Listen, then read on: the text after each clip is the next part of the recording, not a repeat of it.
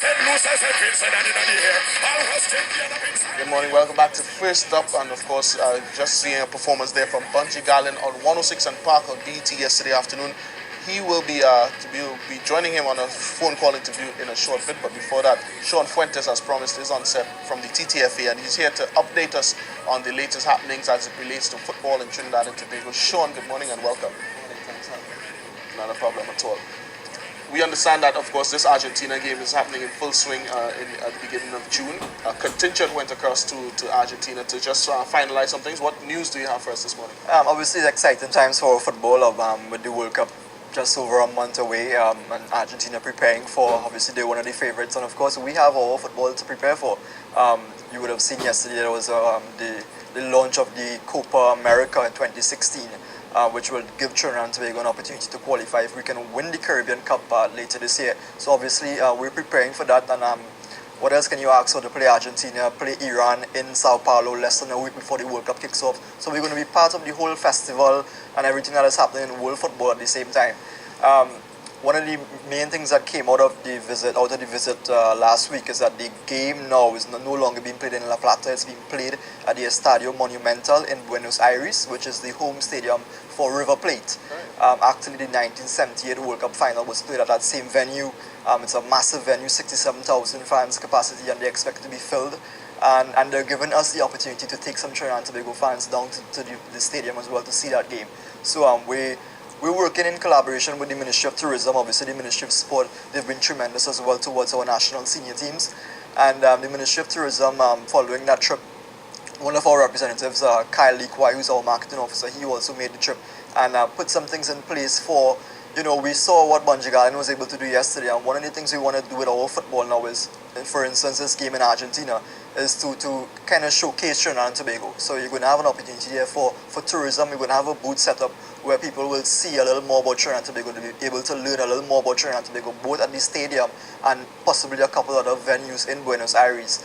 And obviously with the charter that we're working on with the Ministry of Tourism, which we hope to launch pretty soon, so allow at least 120 fans the opportunity to go and see that game, carry down a cultural contingent as well, rhythm section, and the full work. So that's what we're trying to do now with the football. You're planning to relocate Trinidad in Argentina? Well, to some extent, and what are we trying to do also is the fact that with the Iran game in Sao Paulo, it's a wonderful opportunity for us to be able to showcase Trinidad and Tobago in the World Cup capital just mere days before the World Cup opens, with us playing Iran in that friendly game on June the 8th.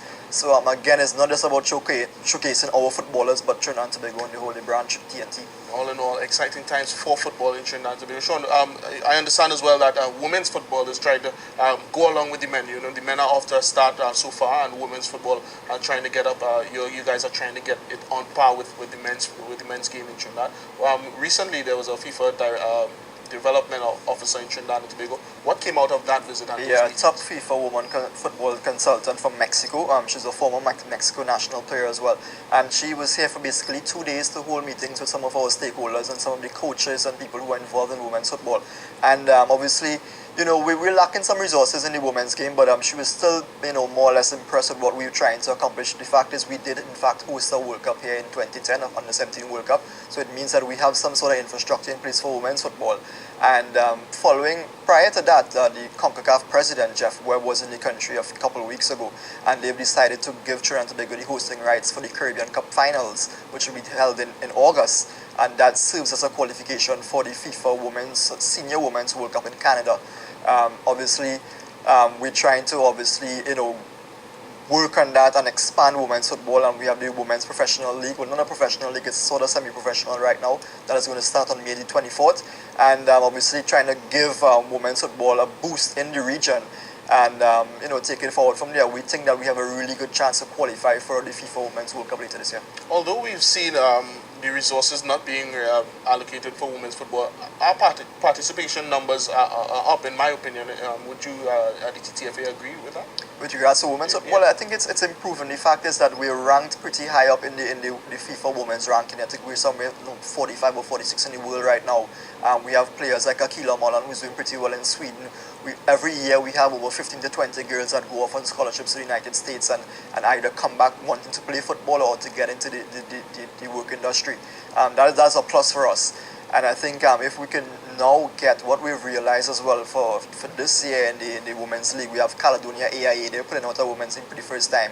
We have Central FC getting in the mix as well. And we're trying to encourage more of the professional men's teams to now, duplicate on the women's side as well, so that can boost women's football in the country. Of course, and that's an excellent step, I think, in terms of sharing the resources that some of these teams already have. I'm sure in terms of the Women's League, you mentioned it's to be launched on the 24th. It begins on the 24th of May. There are also a couple school teams, and that as well is important. Yeah, definitely. That's where the players are coming from. Following the exploits of the under-20 women's team earlier this year, narrowly missing out on qualifying for the World Cup, we think that is encouraging some of the younger girls. When they look at the likes of Anik Walker, who's come through the school ranks, and other players, it encourages them to want to play. And the opportunity to get a football scholarship to go to the United States to further your education, to further your sporting background, it's tremendous. And I think the TTFA now is going to use this as an avenue to promote football throughout the country. We're doing it with the grassroots program as well, and we've been to several communities throughout the year so far.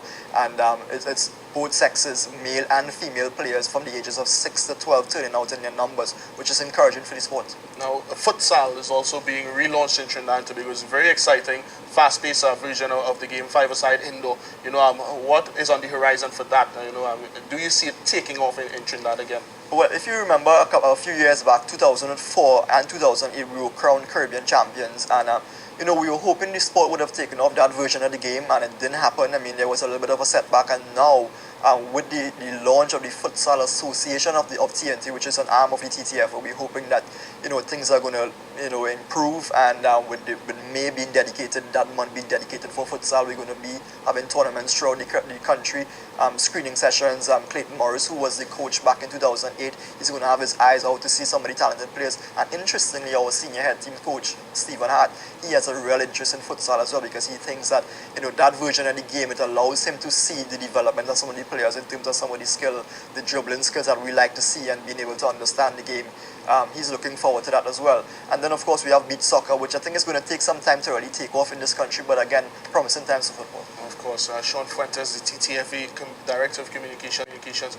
Somebody has asked me to I guess, bring forward the point of development level football in Trinidad and Tobago. And of course, you guys are trying to do the community outreach program, which has been, by all accounts, been doing very well in terms of bringing out numbers of young football players. But what more can be done, I guess, at schools level? The SSFL is also an arm of the TTFA, to ensure that you have the interest at 6 to 12, and then they go on to really and truly nurture those talents and that interest during the team. It's interesting that you bring that up, because in recent times we've had the FIFA development officer for this region, Howard McIntosh, as well as a guy by the name of Jeff Watson, who's coming into the country next week to hold further talks with the TTFA to try to boost football in terms of our merchandising and our youth development programs. And it's no secret that right now we don't have a technical director following the resignation of Anton Cornell, and that's a blow for the TTFA right now. But in saying that, we're working towards replacing him, and obviously that's going to play a big part in terms of the development of our football. Right now we have Sean Cooper. He's putting together a national under-17 team for the CFU qualification that starts later this year towards the under-17 World Cup. And that is going to be the majority of the players from the under-15 team from last year. They're going to form that under-17 team. So it's a process, it's a whole process taking place right now. Obviously, the under-20s are going to come together shortly as well. But as you rightly mentioned, I think there needs to be a little more interest at that age group, from the 12 to 16 age group. That's where you're going to find the talent. That's where you're going to find the new Russell Latapis, the new Arnold Dwarkas, the new Stern Johns. And we have to focus on that. Yes, right now the flagship team is the senior men's team, but we need to also focus on the youth teams as well. Excellent. There you have it, Sean Fuentes from the TTFA, and of course, as you mentioned, exciting times for football on all levels. Women's football, futsal, of course, the senior men's national team off the plate, Argentina in Argentina. Paul Richards is back here, and of course, as promised, we are trying to link up with Bunji Garlin and Fair and Lions out of New York following their, I guess, groundbreaking performance on 106 and Park yesterday. Paul, what did you think of the performance? I think it was fantastic. Just all as to how